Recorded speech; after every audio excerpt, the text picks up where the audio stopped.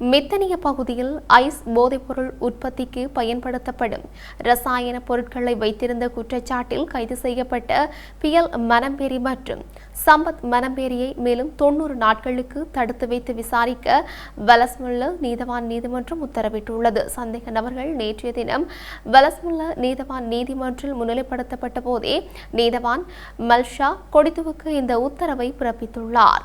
கொழும்பு வடக்கு குற்றத்தடுப்பு பிரிவில் 90 நாட்கள் தடுப்பு காவல் உத்தரவின் கீழ் தடுத்து வைக்கப்பட்டிருந்த சம்பத் மனம்பேரியை மேலும் 90 நாட்கள் தடுத்து வைத்து விசாரிக்க வலஸ்முல்ல நீதவான் நீதிமன்றம் உத்தரவிட்டுள்ளது. புயல் மனம்பேரி எதிர்வரும் ஜனவரி மாதம் 7ஆம் தேதி வரை விளக்கமறியலில் வைக்கவும் நீதிமன்றம் உத்தரவிட்டுள்ளது. இரண்டாவது சந்தேக நபரான சம்பத் மனம்பேரியிடம் முன்னெடுக்கப்பட்ட விசாரணைகளில் போதைப்பொருள் மற்றும் பாதாள உலக செயற்பாடுகள் குறித்து பல தகவல்கள் வெளியாகியுள்ளதாக தெரிவிக்கப்பட்டுள்ளது. அத்துடன் சந்தேக நபரிடமிருந்து 3 வாகனங்கள் தற்போது சட்டவிரோத சொத்துக்கள் விசாரணை பிரிவினரால் பறிமுதல் செய்யப்பட்டுள்ளதாகவும் அவை சந்தேக நபர் இந்த சட்டவிரோத சம்பவங்களுடன் தொடர்புபட்டு சம்பாதித்தவை என்பது இதுவரை மேற்கொள்ளப்பட்ட விசாரணைகளில் தெரிய வந்திருந்தால் அது தொடர்பான அறிக்கையாவது நீதிமன்றத்தில் சமர்ப்பிக்க உத்தரவிடுமாறும் சட்டத்திரணி நீதிமன்றில் கோரிக்கை விடுத்தார். சந்தேக நபருக்கு எதிராக மேலும் 90 நாட்கள் தடுப்பு காவல் உத்தரவு வழங்கப்படுமாயின் அவரை பார்ப்பதற்கும் அவருக்கு தேவையான ஆலோசனைகளை வழங்குவதற்கும் சட்டத்திரணிகள் மற்றும் குடும்பத்தினருக்கு தேவையான அனுமதியை வழங்குமாறும் சட்டத்திரணி நீதிமன்றத்தில் கோரினார். அதற்கமைய இருதரப்பு உண்மைகளையும் பரிசீலித்த வலஸ்முல்ல நீதவான் இவ்வாறு 90 நாட்கள் தடுத்து வைத்து விசாரிக்க உத்தரவிட்டார்.